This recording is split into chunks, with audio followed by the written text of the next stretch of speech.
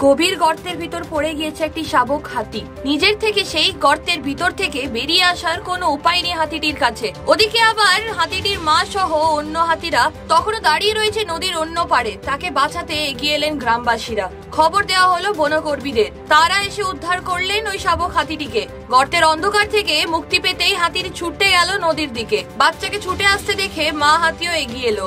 সুর দুলিয়ে ধন্যবাদও জানান তার সন্তানের উদ্ধারকর্তাদের। মন ভালো করা সেই ভিডিওই ছড়িয়ে পড়েছে সমাজ মাধ্যমের পাতায়। যদিও সেই ভিডিওর সত্যতা যাচাই করেনি খবর বাংলা। ভিডিও অনুসারে জানা গিয়েছে ঘটনাটি ঘটেছে কেরলে। অ্যানিমাল হিরোজ ওয়ার্ল্ড নামের ইনস্টাগ্রাম অ্যাকাউন্ট থেকে ভিডিওটি পোস্ট করা হয়েছে।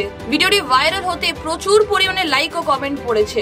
ভিডিওটি ইতিমধ্যে প্রায় 8,09,000 নেটাগরিক প্রতিক্রিয়া জানিয়েছেন। নেটাগরিকেরা নানান রকমের মনোমুগ্ধকর মন্তব্য করে পোস্টটির মন্তব্য বাক্য ভরিয়ে তুলেছেন। নেটাগরিকদের একাংশ বনকর্মীদের কুর্নিশ জানিয়েছে।